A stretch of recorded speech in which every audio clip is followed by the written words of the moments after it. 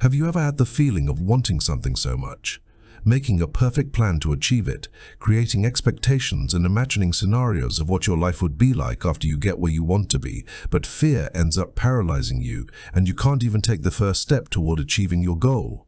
What if I told you you're not alone? Today, we're experiencing an epidemic of people paralyzed by fear. Fear of starting their own business, fear of not being accepted into a group of friends, fear of talking to the girl they like and being rejected. I could cite countless scenarios, but the bottom line is people are being dominated by fear. But what if I told you there's a set of rules written over 400 years ago that can help you overcome fear? Yes, their author, Miyamoto Musashi. You may have heard his name before. If you've been following this channel for a while, you're certainly familiar with him. The greatest swordsman in Japanese history with over 60 duels and 0 losses. Yet here's what few people know. A week before he died at age 62, secluded in Reigando Cave on Mount Iwato, he wrote 21 rules that don't talk about combat or swords. They talk about how to defeat the greatest enemy we all face every day, fear. These rules are found in a text called Dokodo, the path of walking alone. When you understand what he truly meant, your relationship with fear changes forever.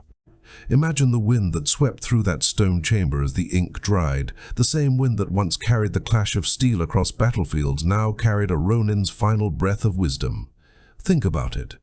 What would your life be like if you had the courage to pursue all your goals and make extreme decisions without being paralyzed or afraid of what others would think? It would be incredible. Don't you agree? Musashi spent his entire life studying not only how to defeat physical adversaries, but also how to defeat internal adversaries.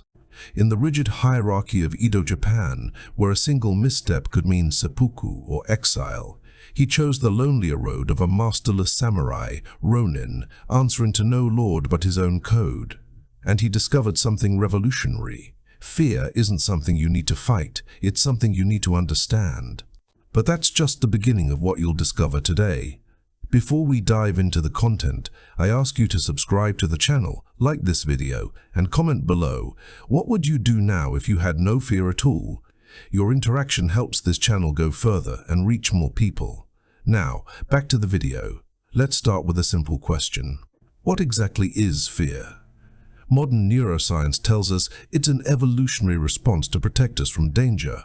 Makes sense, doesn't it? Our ancestors needed fear to survive in the wild. The problem, you don't live in the jungle anymore, but your brain still acts like it does. That presentation at work won't kill you. Talking to someone you admire won't kill you. Starting that dream project won't kill you. But your brain treats all of this as if it were a saber-toothed tiger ready to pounce. Musashi realized this 400 years ago, long before neuroscience existed, and he developed a practical system to reprogram this primitive response. In the flickering lantern light of Reigando, with the distant howl of mountain wolves, he distilled a lifetime of duels into 21 precepts that cut straight to the soul. His first rule seems simple, but it's devastating. Don't go against the path of humanity. In other words, stop fighting human nature and start flowing with it. Fear is part of being human. The difference lies in how you respond to it. During the Sengoku era, samurai were trained to suppress emotion, yet Musashi observed that the warriors who lasted longest were not the ones who denied fear, but those who bowed to it like a duelist bows before combat, acknowledging its presence without surrendering the blade. The second rule breaks everything you think about: motivation. Don't seek pleasure for its own sake. Why? Because when you live seeking only pleasure, you automatically develop an aversion to pain. Have you ever noticed how people addicted to comfort have more anxiety? They've created a life where any discomfort feels like a giant threat. Musashi teaches the opposite. Accept discomfort as a natural part of life. When you do, fear's power over you collapses. In feudal Japan, a samurai might sleep on bare tatami with only a thin futon, training the body to endure so the mind would not flinch when steel met steel. What comes next will change your perspective on courage forever. Musashi's third rule is where things get really interesting. Don't rely on partial feelings. This means stop making decisions based solely on what you're feeling right now. Think about the last time you felt afraid of doing something important. That butterflies in your stomach, heart-racing sensation, your mind screaming, better not risk it. Now tell me, were those feelings reality or just a projection of what might happen? Musashi discovered that most of our fears have no basis in reality. They're just stories we tell ourselves, and these stories always follow the same pattern. What if it goes wrong? What if I fail? What if I can't do it? The fourth rule nips this anxiety in the bud. Think lightly about yourself and deeply about the world. Translation: stop being the main character in your own mental horror movie when you're afraid. What's really happening? You're imagining scenarios where you're rejected, humiliated, or fail. Note something: you're always the center of these fantasies. But here's the truth. People are too busy with their own lives to judge your every move. In the crowded streets of 17th century Kyoto, merchants haggled, geisha hurried to appointments, samurai strode past, none paused long enough to etch your misstep into eternity. The fifth rule is radical. Have no desires throughout your life. Wait, it doesn't mean you can't desire anything. It means don't let your desires control you. Because when a desire controls you, you automatically develop a fear of not being able to fulfill it. Has this ever happened to you? You want something so badly that you're paralyzed by fear of trying and failing.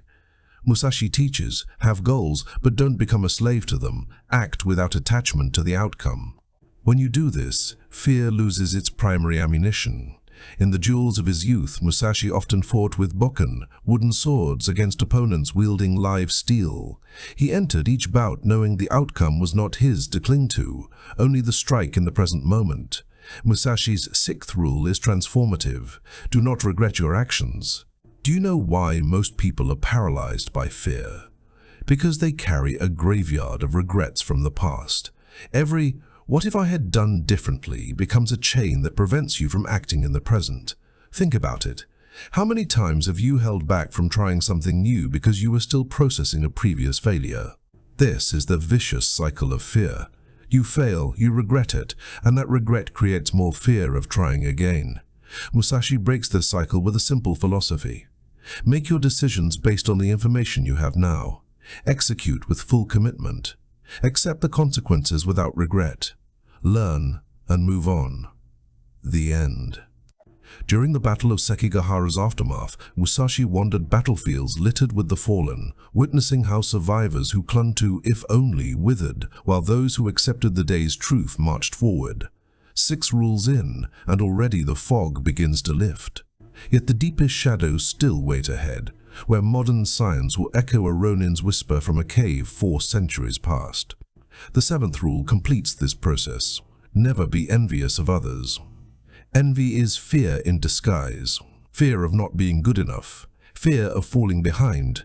Fear that other people have something you never will. But here's what really happens when you feel jealous. You're comparing your real life to someone else's edited version. It's like comparing a behind-the-scenes film to a Hollywood movie. It makes no sense and only fuels your insecurity. In the lantern-lit tea houses of Edo, where daimyo paraded silk robes and lacquered swords, Musashi walked in plain cotton, carrying only what his hands could wield. He saw lords bankrupt their domains, chasing the shimmer of a rival's crest, while the quiet farmer with one rice field slept unburdened. Envy, he knew, was the shadow cast by a lantern you yourself hold too close. The 8th rule goes against everything modern society teaches you. Never let yourself be saddened by separation. It doesn't mean being insensitive. It means don't be afraid of losing people or situations because this fear prevents you from living fully. Have you ever noticed how desperate people who fear abandonment behave in relationships? They create the very thing they fear most. Musashi teaches, accept that everything is temporary. People come and go. Situations change. When you internalize this, you stop living in constant protection mode and start living in exploration mode. In the floating world of ukiyo, courtesans painted cherry blossoms on screens to remind patrons that beauty fades with the petal, yet the river keeps flowing. Musashi carried that same impermanence, mono no aware, into every farewell, bowing not with grief but with gratitude for the moment shared. And now we come to the rules that will challenge everything you think about: safety and success. A Stanford University researcher spent 15 years studying the neuroscience of fear and came to a startling conclusion. Our brains react identically to real fear and imagined fear. To the nervous system, there is no difference between facing a lion and imagining a presentation going wrong. This completely validates what Musashi discovered 4 centuries ago. Rules 9 through 12 of the Dokudo are a complete system for reprogramming these automatic responses. The 9th rule: have no resentment or grievances against yourself or others. A neuroscientist with 20 years of experience in trauma explains, resentment keeps the nervous system in a constant state of alert. It's like living with a fire alarm always on. The brain interprets this as imminent danger and activates all the fear mechanisms. In the blood-soaked aftermath of his duel with Sasaki Kojiro on Ganri Island, Musashi could have nursed hatred for the whispers that called the fight unfair. Instead, he carved the ore he used as a weapon into a bokken and walked away. Resentment, he learned, is a blade turned inward. The 10th rule seems controversial. Don't be guided by feelings of lust or love. Musashi isn't telling you not to love. He's saying, don't let these emotions completely control you, because when you're controlled by any emotion, you automatically develop a fear of losing it. Relationship psychologists confirm people who turn their partner into their primary source of validation and happiness develop chronic abandonment anxiety. The fear of losing the other person completely contaminates the relationship. During the winter months in samurai households, wives waited behind shoji screens while husbands marched to war, knowing attachment could mean a distracted sword arm. Musashi extended this to all bonds: love fiercely, but grip loosely, like holding a sparrow. If you crush it, you lose the song. The 11th rule is liberating.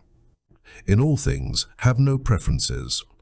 A mindfulness expert at Harvard University explains, when you have very rigid preferences about how things should happen, any deviation from that script is interpreted as a threat. Mental flexibility is the natural antidote to anxiety. Picture Musashi arriving at a duel to find his opponent has chosen spears instead of katana. A lesser warrior would rage at the breach of etiquette. Musashi smiled, picked up a boat oar, and carved his legend. Preference is the mind's brittle armor. Flexibility is the breath beneath the plate. Musashi's rules, 12 through 15, strike at the root of one of the greatest fear generators of modern life: material attachment and the search for external security. Do not covet a private residence. Rule 12. Before you think Musashi was against owning a home, understand the principle.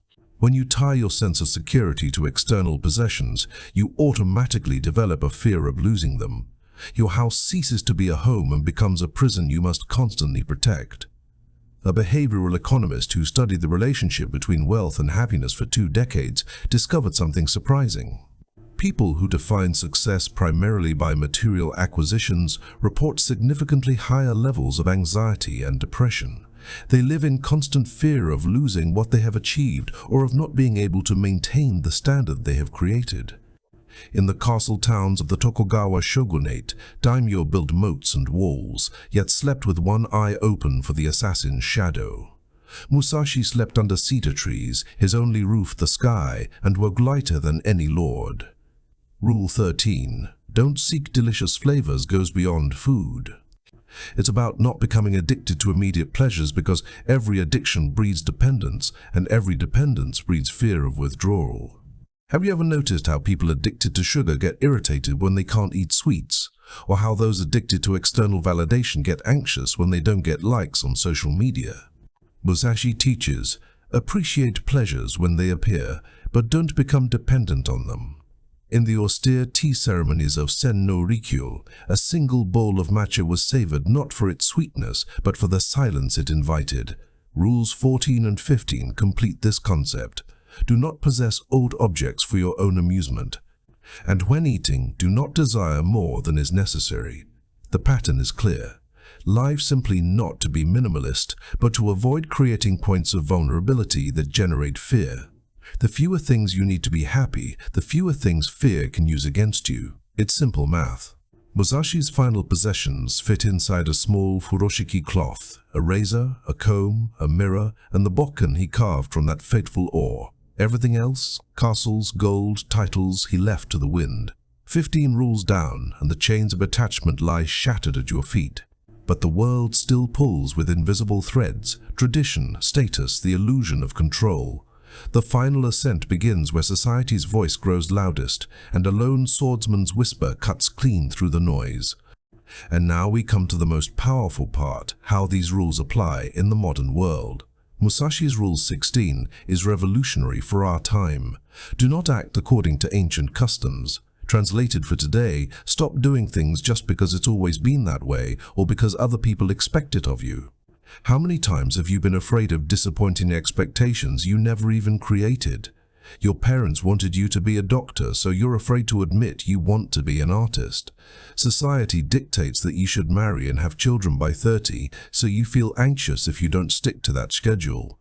Musashi breaks down this social pressure with one phrase: don't be a slave to traditions that don't make sense for your life.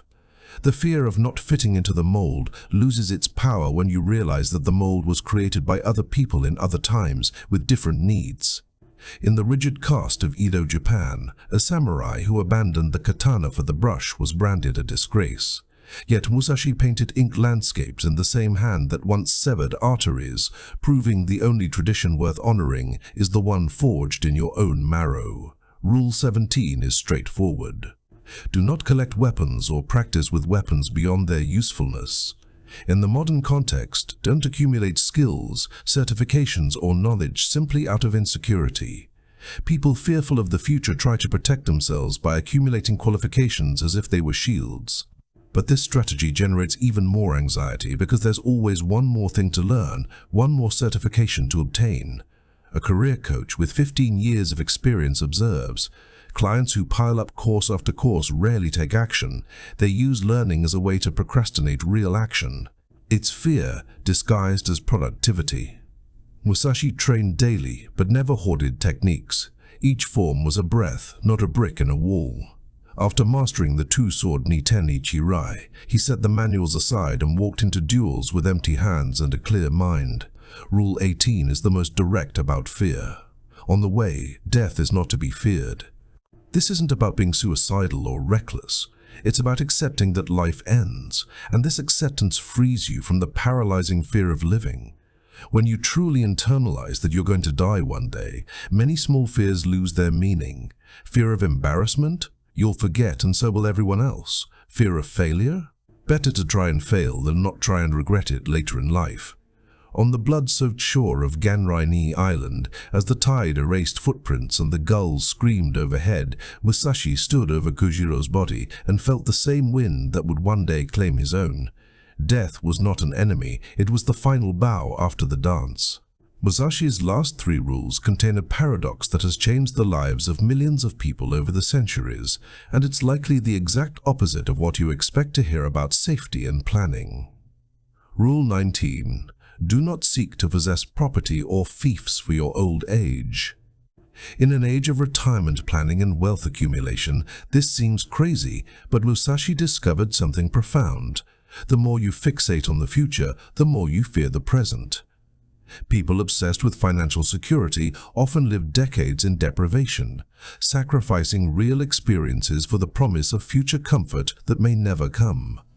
The fear of not having enough money paralyzes them from living the life they have now. In the shadow of Himeji Castle, retainers counted gold coins for a retirement that war or plague might steal overnight. Musashi counted sunrises, each one a coin brighter than any minted in Kyoto.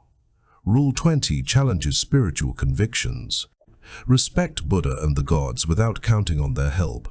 Regardless of your religion or belief, the principle is universal. Have faith, but don't use spirituality as an excuse for inaction. Fear disguised as putting it in God's hands is a way to avoid personal responsibility. Zen monks in Kyoto's temples rang the evening bell, reminding practitioners that enlightenment is struck in this breath, not borrowed from Amida's paradise. Musashi knelt, prayed, then rose to sharpen his own edge. And finally, Rule 21, which sums up the entire philosophy. You may abandon your own body, but you must preserve your honor. Your reputation, your possessions, even your physical life can be lost. But your integrity, your word, your values, these are what truly define who you are. When you live in alignment with your true values, the fear of others' opinions disappears. On his deathbed in Regondo, Musashi refused the silk quilt offered by his host, asking only for his bokken to be placed across his knees. The body would rot, but the arc of that final strike would echo in every soul who read his words. So after learning these 21 rules, here's the truth Musashi wanted you to understand. Fear will never completely disappear. It's part of the human experience. The difference between people who live fully and those who merely survive isn't the absence of fear. It's the ability to act even when fear is present. Each of these rules doesn't eliminate fear. They transform your relationship with it. Instead of seeing fear as an enemy to be defeated, you begin to see it as information to be processed. Instead of running away from discomfort, you learn to navigate it. Musashi's life proves this. He wasn't immune to fear. He was someone who learned to dance with it instead of being paralyzed by it. Picture the boy who fled the Battle of Sekigahara, heart-hammering, yet returned years later to face 61 death matches without flinching. And these 21 rules are the map he left for you to follow along the same journey. The question remains, will you continue to be controlled by your fears, or will you use these teachings to finally start living the life you truly desire? The cave is silent now. The ink long faded, but the wind still carries the whisper, walk alone, walk unafraid. If you enjoyed this video and want to continue this journey of self-discovery, I invite you to watch the next video that's currently playing on your screen. I'm sure this content can help you. Thank you very much for your time so far. Don't forget to subscribe to the channel. See you in the next video.